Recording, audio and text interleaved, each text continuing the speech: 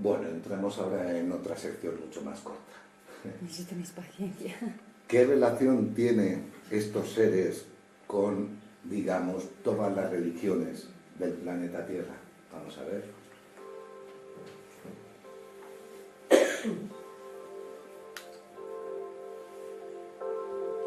Esto es un manuscrito milenario del Tíbet donde se habla de la creación. Se ve cómo son pintadas estas divinidades sobre extrañas nubes mientras es creado el hombre. Extrañas nubes luminosas, ¿no? O por lo menos sobre extrañas nubes, ¿no? Esta es una afirmación de las cuevas de los 1000 Budas.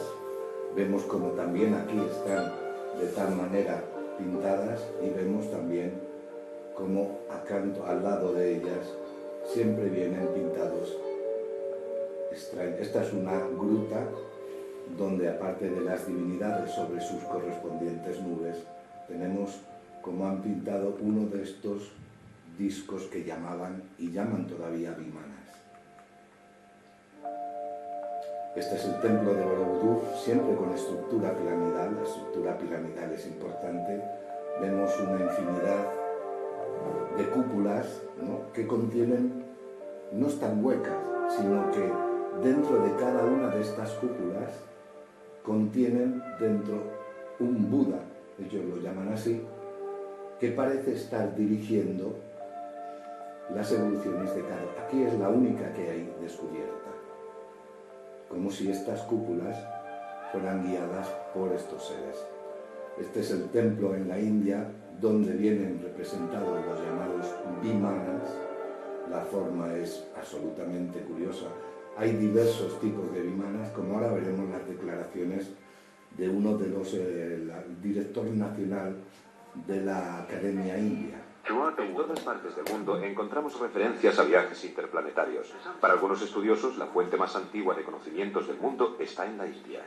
Este canto forma parte de una enciclopedia oral llamada Los Vedas. Tiene al menos 5000 años y puede representar los conocimientos técnicos más antiguos. Las referencias a viajes espaciales son directas. Se nos dan claras descripciones de la nave que se utilizaba y su método de propulsión. Los Vedas, recopilados por escrito hace 400 años, siguen siendo el objetivo de investigación de eruditos como Padmarsi Sivaramamurthy, director del Museo Nacional de la India. En la antigua India, como en todo el mundo, el hombre ansiaba viajar por el espacio. Tenemos el carro aéreo del dios de la luz Surya que se menciona en los Vedas. Tenemos también el Vrujdrama, un magnífico aeroplano que podría transportar cualquier cosa como se menciona en el Ramayana. Un carro real aéreo propulsado por un motor. Los rishis podían trasladarse a cualquier planeta que desearan por el Siddhi. A cualquier planeta que deseara con una energía llamada, bueno, en hindú, Siddhi. Pero no solo en la cultura india o tibetana, como hemos visto, están estos seres, sino que también en nuestro mismo libro sagrado se encuentran. Ahora, es que no veo, ¿puedes leer tú? O enfocar. Sí. Tener paciencia. Ah, tú también tienes dificultad, pues vaya plan. Tú hiciste los cielos y los cielos de los cielos y toda su milicia. Y toda su milicia. Y los ejércitos de los cielos te adoran. Todos los ejércitos. Tú dividiste el mar ante ellos. Tú en columna de nubes los guiaste de día y en columnas de fuego de noche para alumbrar el camino que habían de seguir. Camino que duró 40 años, ¿eh? O sea, en columna de día, de nube, y en columna de fuego, de noche. Seguimos. Y la columna de nube no se apartó de ellos de día para guiarlos por el camino, ni la columna de fuego de noche para alumbrarles el camino por donde debían de ir. Y no retiraste de su boca el maná. Los sustentaste por 40 años en el desierto. O sea que no solo los protegían, sino que además lo tuvieron que alimentar porque en el desierto, si no, no podrían vivir bien. Seguimos adelante. Aquí tenemos manuscritos japoneses. Arriba tenéis una deidad llamada la diosa Amaterasu, siempre pintada como emanando luz. Abajo tenemos también las deidades sobre nubes que se proyectan volando por el cielo. Y a la derecha tenemos una deidad que llamaron la princesa de oro. La crónica, digamos, histórica cuenta que esta princesa descendió en su barco por un tiempo, les enseñó a cultivar y a cómo desarrollar el tema de los gusanos de seda, que luego se volvió una moneda de cambio en la ruta de la seda que todos conocemos, y después de esto se marchó de nuevo en su barco al cielo. El barco tenía que ser de alguna manera especial, ¿no? Tenemos otros manuscritos aquí, vemos cómo el carro está pintado entre las nubes, ¿no? Lógicamente ya somos maduros para entender que ningún carro normal puede volar. Aquí tenemos otra divinidad budista, pintada sobre su nube, que parece tener una estela, y el mensajero de esta divinidad, que algunos mensajeros tenían la posibilidad de usar estos vehículos, como veremos más adelante en otras culturas. Tenemos el Islam, no puede faltar. Tenemos aquí una de las deidades que está sobre una especie de plataforma, y pintaban a estas deidades siempre con alas, porque se movían por los cielos. No es que tuvieran alas físicas, entendámonos, es que volaban por los cielos. Tenemos al arcángel Gabriel, que habla con Mahoma y le da su misión, un arcángel que volaba también por los cielos. Tenemos aquí, curiosamente, en este tapiz, cómo representan a la yegua de Mahoma. Dicen que era una yegua de fuego, que tenía aspecto humano y que lo transportaba a cualquier parte donde él tuviera que ir. En fin, no creo que una yegua pueda arder ni volar. Y a la derecha tenemos de nuevo otro manuscrito donde pintan las deidades, como veis, sobre nubes extrañas, con una forma bastante interesante, forma de, bueno, en forma de huevo. Llegamos a Egipto, y en Egipto encontramos, podemos hablar de Egipto 1.000.000 de años, pero nos quedamos solo con este friso, por ejemplo, donde se ve claramente algo que parece como si fuera un helicóptero, ¿no? Tenemos aquí una especie de vehículo que parece como un vehículo marino, y aquí tenemos algo que parece ser como si fuese un avión. Seguimos adelante. Llegamos a uno de los frisos muy conocidos, ¿no?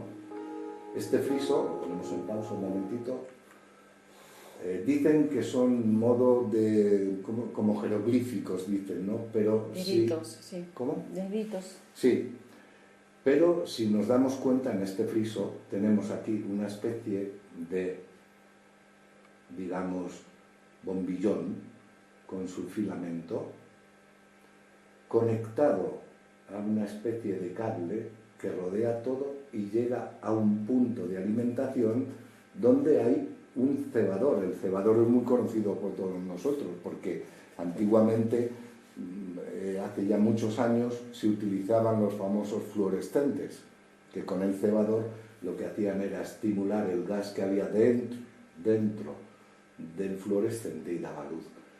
Los egipcios no necesitaron espejos ni cosas raras que cuentan los arqueólogos, tenían perfectamente pilas para poder alumbrar y decorar las pirámides como las decoraron.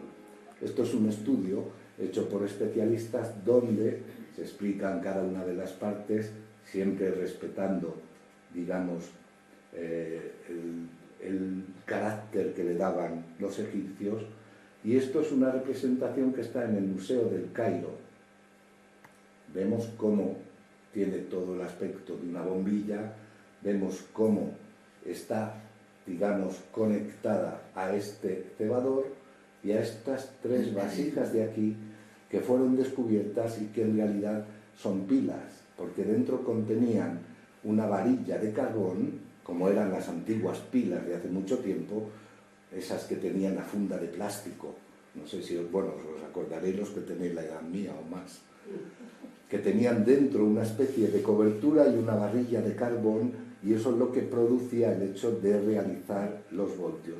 Aquí vemos cómo están conectadas en serie estas 4 y con el cebador iluminaban el interior de las pirámides. Por lo tanto, no eran tan ignorantes como nos quieren hacer creer.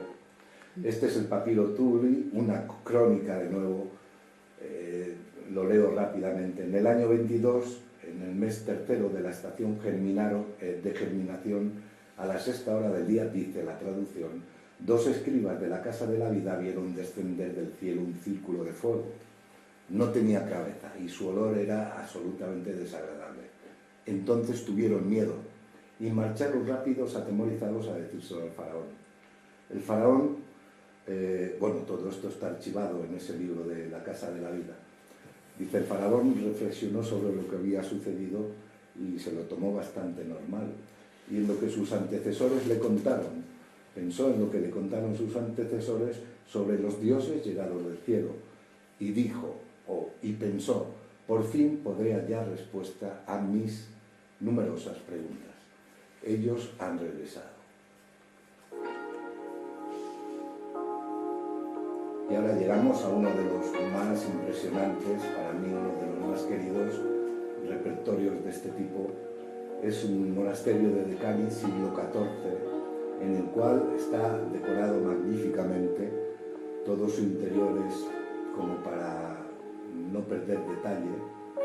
Y vemos en la cúpula del monasterio, ahora lo veremos en detalle, todo el monasterio está con pasajes evangélicos donde siempre se ven extraños soles en el cielo que lanzan rayos, en fin, dando a entender que hay una divinidad que siempre está presente en cada uno de los eventos importantes para las diferentes religiones. Aquí tenemos la cúpula, la veremos, aquí se ve muy poco, se ve mal, pero veremos la ampliación más adelante. Este es el friso que vamos a mostrar. Son documentos muy conocidos, no son nada nuevo. Aquí tenemos la crucifixión del Maestro Jesús y 2 esferas pintadas en los laterales. Lo curioso de esta escena es preguntarse por qué precisamente en esta imagen tan importante para los cristianos, ¿no? Tenemos la primera esfera un personaje dentro que parece manejar esta especie de vehículo a propulsión, y no solo esto, sino que en la segunda vemos como el que está dentro, que también parece manejar, está mirando hacia atrás como para ver si el de atrás lo seguía, ¿no?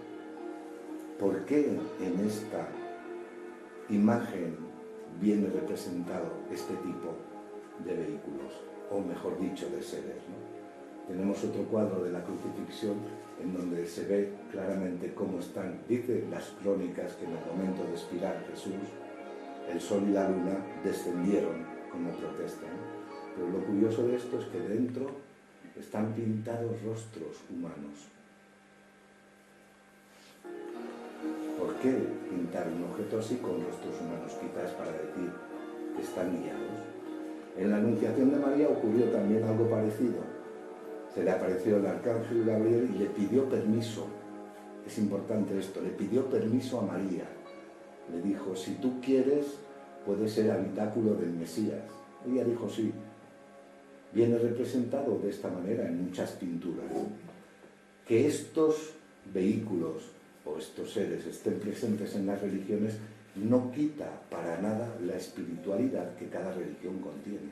Aquí vemos cómo en la Anunciación, que es el arcángel, María, tenemos una especie de cúpula, ¿vale? Esto es en el Museo Vaticano, donde yo pude hacer esta filmación. Este es otro de los museos, una pintura muy curiosa, La Anunciación, por Carlo Crivelli, en el año 1400 no sé cuántos.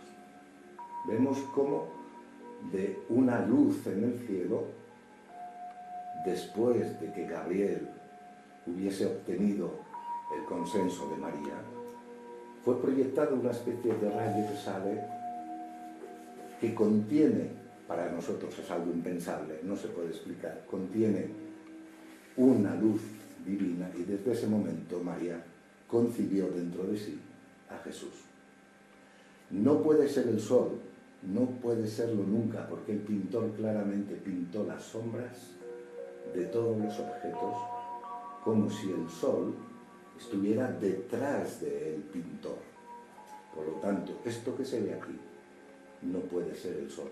Sin embargo, viene pintado como si fueran personajes dentro de esa luz.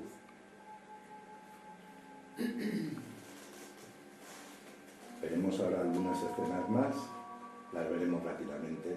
Esta es la famosa estrella de Belén, 1460, Domenico Ghirlandaio. La pinta así, era una estrella diurna, según cuentan las crónicas, que guiaba a los reyes, a los famosos Reyes Magos. Y aquí vemos cómo además pintó a dos personajes que parecen estar observando a la famosa estrella de Belén, que, como decimos, guió a los que nosotros llamamos Reyes Magos, que no fueron tres, sino que fueron muchos más, que vinieron a rendir pleitesía a ese ser que nació. Esto es un cuadro muy importante.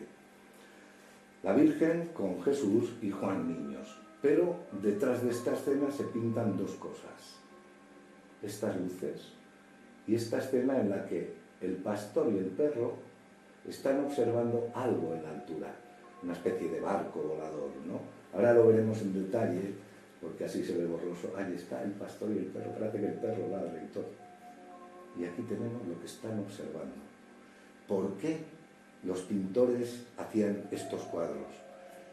Volvemos a decir que el cerebro es una radio transmitente irrepetible. Seguramente tendrían sueños o visiones en los cuales, o tenían datos de los famosos manuscritos que se hallan en poder de todos los poderosos, donde explicaban claramente qué eran estas cosas.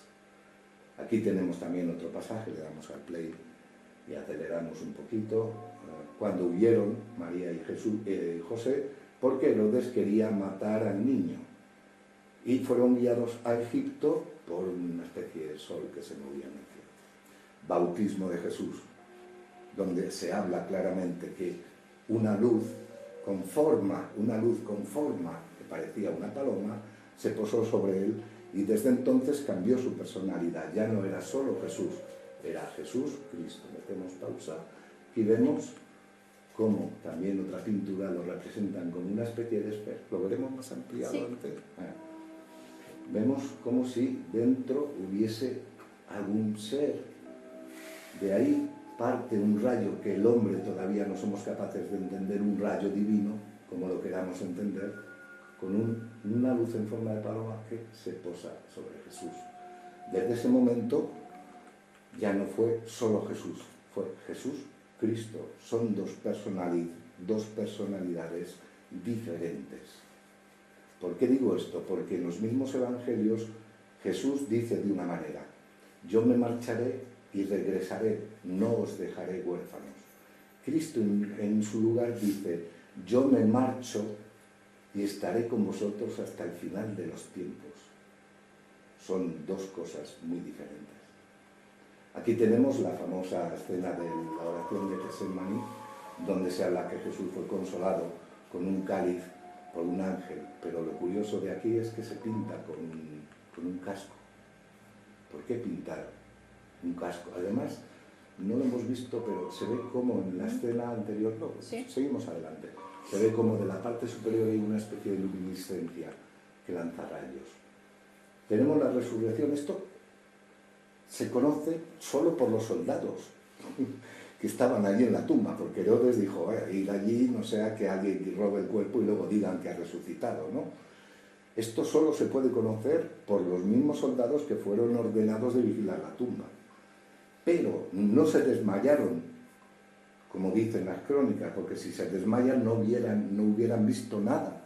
Y luego contaron la historia a Herodes. No, es que aparecieron dos personajes muy luminosos, quitaron la piedra de la tumba con suma facilidad, y de allí salió Jesús y se fue al cielo.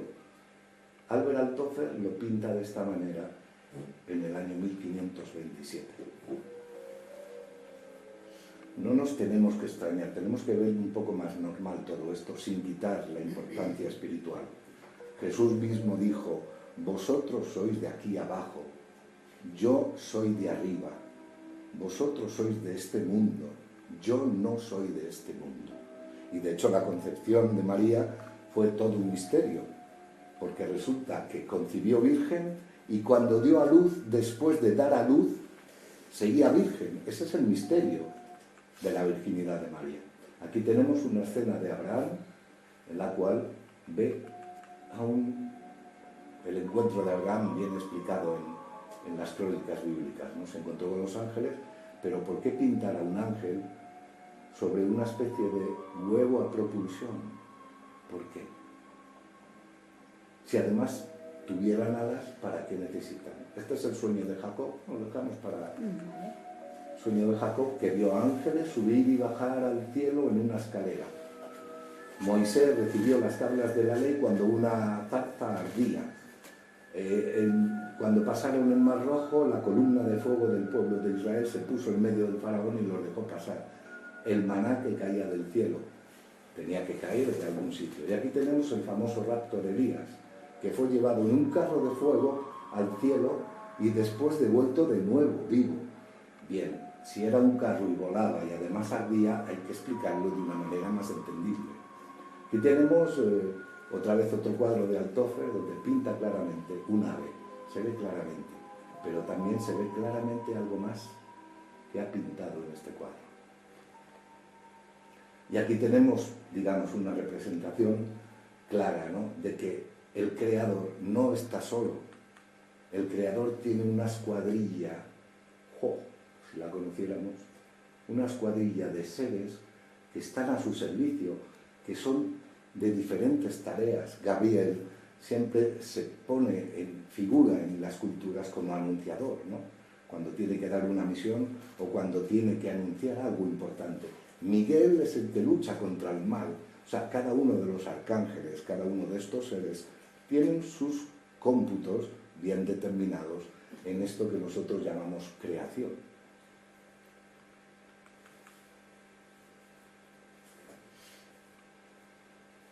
Aquí tenemos también otra, estamos en la Sierra de Aralar, en el monasterio.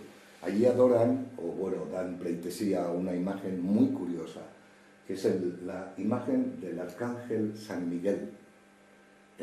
Tenemos como también la usan para bendecir los campos. Tienen muchísima fe en ello y absolutamente yo estoy de acuerdo en ello.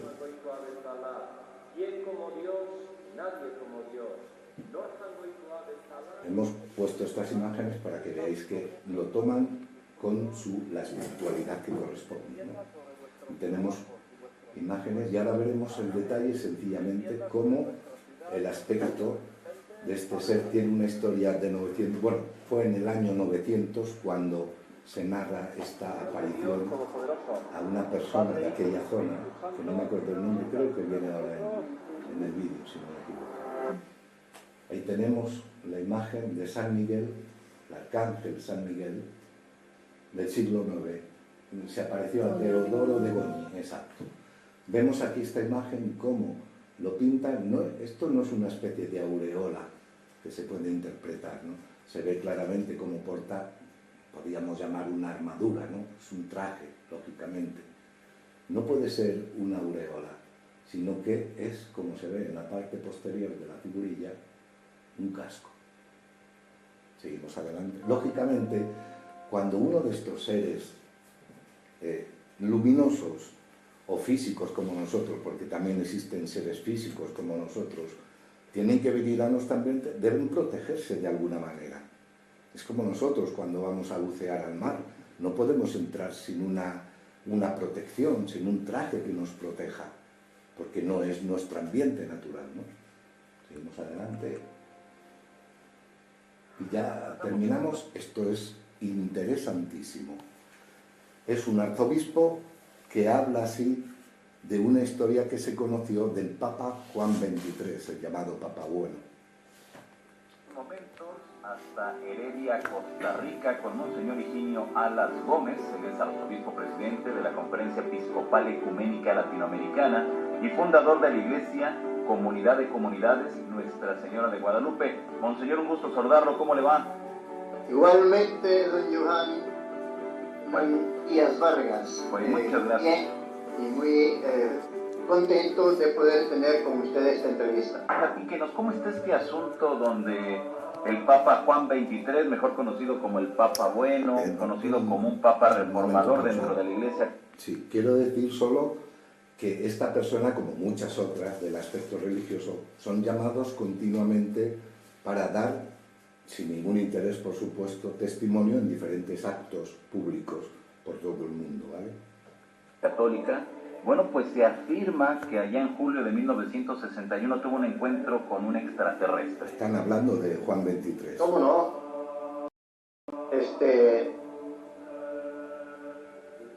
Sucede que el 23, él no solamente fue un gran papa, sino fue un gran pensador y visionario. Precisamente ese año que usted menciona, en 1961, el secretario y asistente papal, el sacerdote Francesco Capovilla, reveló 20 años después de la muerte del Papa Juan XXIII, en un semanario inglés, un suceso llamativo. Dice el Capovilla: estábamos caminando por el jardín una noche, en julio de 1961, cuando observamos sobre nuestras cabezas una nave luminosa. Era de forma oval y tenía luces intermitentes y de un color azul y ámbar, como lo pueden, me imagino, observar ahí. Esa es la fotografía de la nave que presentan. Y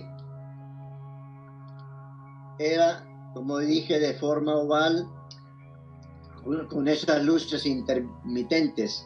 Y dice que un extraño ser salió de la nave. Tenía forma humana, a excepción de que su cuerpo estaba rodeado de una luz dorada y tenía orejas un tanto alargadas, más que la de los seres humanos. Dice Capovilla: no sabíamos si tal ser era de este mundo, por lo tanto estábamos frente a un acontecimiento que para nosotros parecía que era un acontecimiento celestial.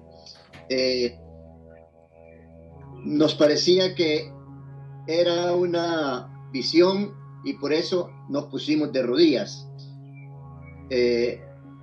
Pero dice, no era una visión, sino era una realidad. El Papa caminó hacia el ser de luz, estuvieron gesticulando durante unos 20 a 30 minutos, el uno frente al otro. Preguntémonos en qué lengua se entendían. Indudablemente, pues, era ese lenguaje que llamamos, ¿tú te acuerdas? A través del pensamiento. La telepatía. Telepatía. Lenguaje telepático, exactamente. Uno capta lo que el otro está pensando y sigue esa comunicación sin que haya ningún lenguaje de los que nosotros conocemos propiamente, con el que nos relacionamos más. Y dice entonces él que se los veía como que si estuvieran hablando, pero no se escuchaban sonidos ni voces. Luego el ser se dio vuelta y caminó hacia su nave y enseguida se elevó al momento de terminar la conversación. Entonces su santidad, llamado Angelo Giuseppe Roncalli, Papa Juan XXIII, también dio media vuelta y se dirige hacia su sacerdote Capovilla, secretario, y le dijo una frase que es muy impactante. Lo único que le dijo es: los hijos de Dios están en todas partes, aunque tenemos dificultades en reconocer a nuestros propios hermanos. es lo que le dijo Juan 23 a su secretario personal después de este encuentro con un ser de luz, no un extraterrestre, con un ser de luz. Bien. Le dijo, los hijos de Dios están por todas partes, aunque nosotros tenemos a veces mucha dificultad en reconocerlos. Vamos a escuchar ahora otra declaración, hay muchísimas más, pero bueno, tendremos que llegar a un punto. Sí. Sí, dale play e escuchamos ahora a un teólogo del Vaticano. O chiesa o non chiesa, ormai non si può più negare che esistano degli UFO.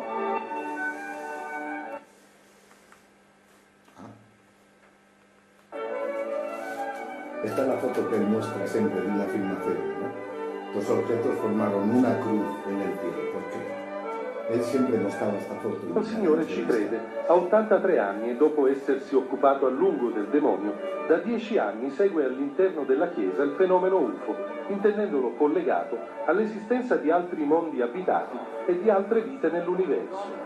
Salmo 23, primo versetto, e questa è esplicita.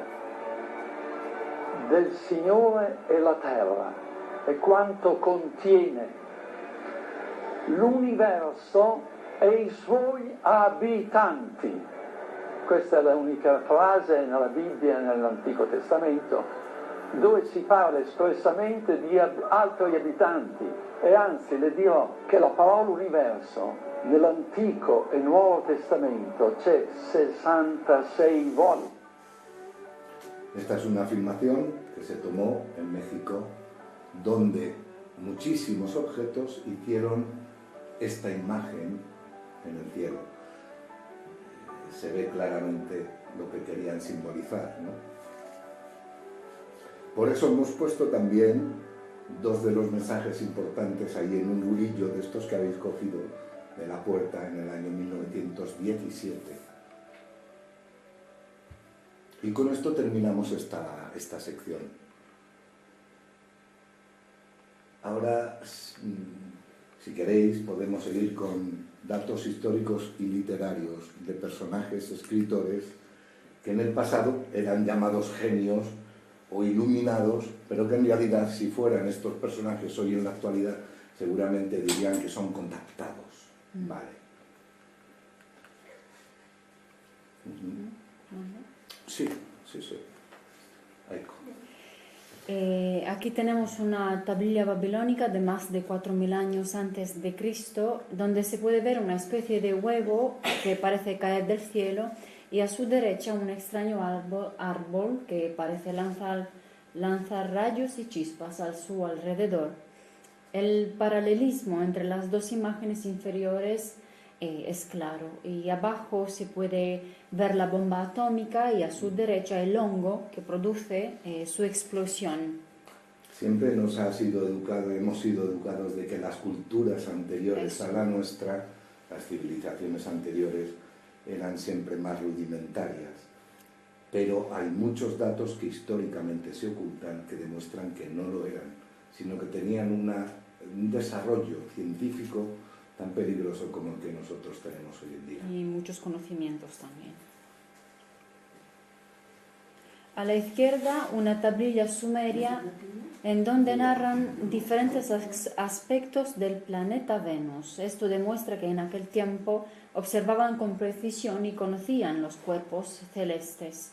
También se narra la visita de seres dioses provenientes de Venus. A su derecha un manuscrito en el cual ya habían pronosticado la ralentización del núcleo del planeta Tierra, hecho que hoy en día ha sido confirmado por la ciencia. Y a continuación un manuscrito de los Vedas, que son los textos sagrados hindúes. En estos libros de culto, como en otros que veremos más adelante, se habla de los seres divinos que visitaban a los hombres para ayudarlos y aconsejarlos. Y en la ampliación inferior se pueden ver con detalle estos vehículos que llamaban vimanas, pero que nosotros hoy en día llamamos UFOs, ovnis, discos voladores. ¿Podemos continuar? A continuación vemos el libro de los prodigios, llamado así, escrito por Julio Souseken. Remarcar que fue escrito en el 249 a.C. En el libro se narran prodigios, como cuando se vieron 2 soles en el cielo, o cuando también se observó que las nubes ardieron como fuego, o cuando se vieron en el cielo extraños escudos voladores y extrañas columnas voladoras. Estas son una serie de monedas antiguas en las que se ven perfectamente discos volantes y también algunas que pertenecen al Vaticano con los mismos discos voladores que ahora veremos muy claros. Estas son pertenecientes al Vaticano. Allí están, tan explícito. Y otra moneda de la época de los vikingos, de oro puro, donde se ve un objeto a propulsión en el cielo que guiaba a los exploradores de aquella época. Se ve también la propulsión. Y a continuación un manuscrito de diario de a bordo de Cristóbal Colón. De paseo. Un momentito. Es este de aquí que veremos. Un momento de paciencia.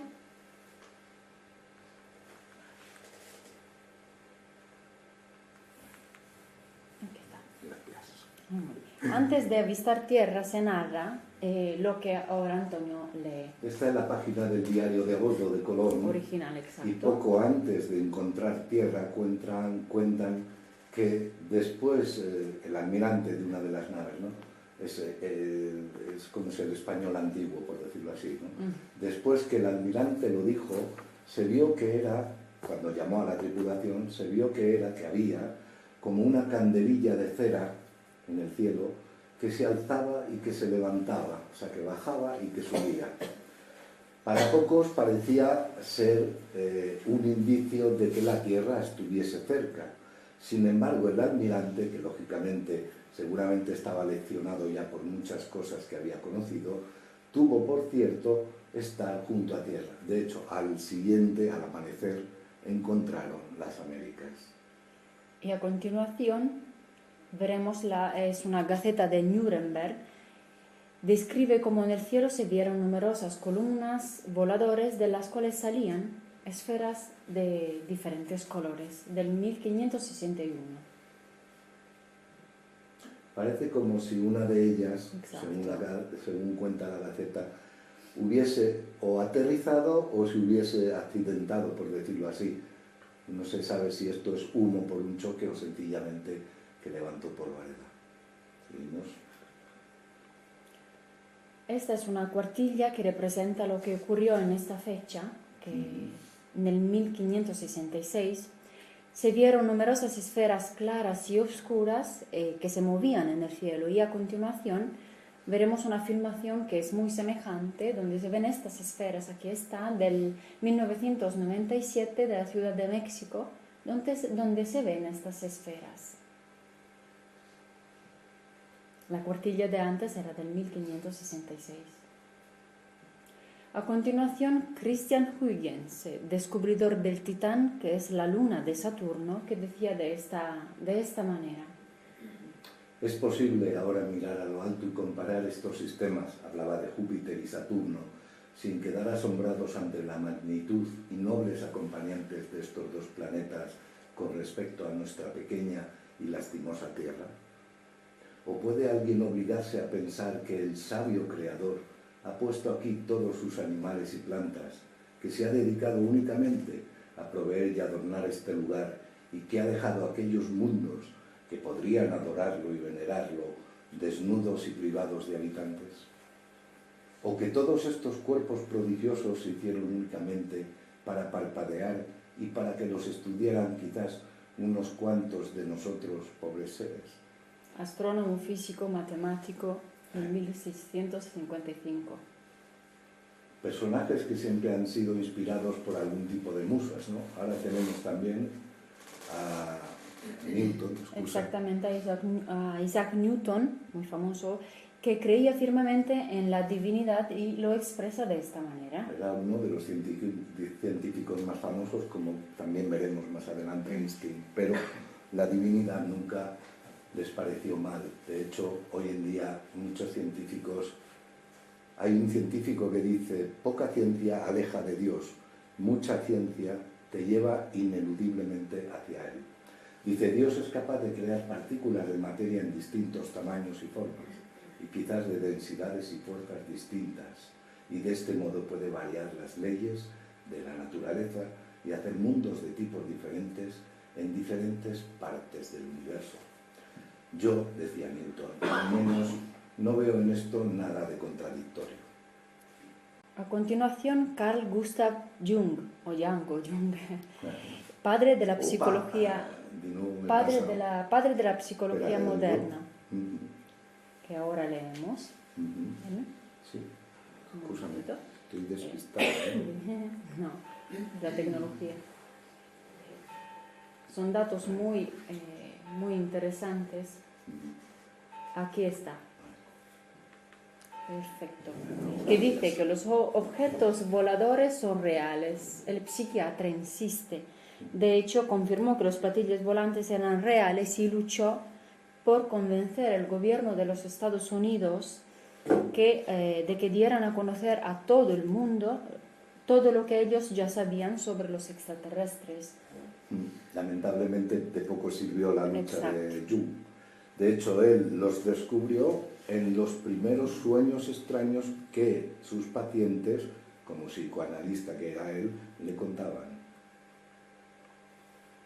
Y a continuación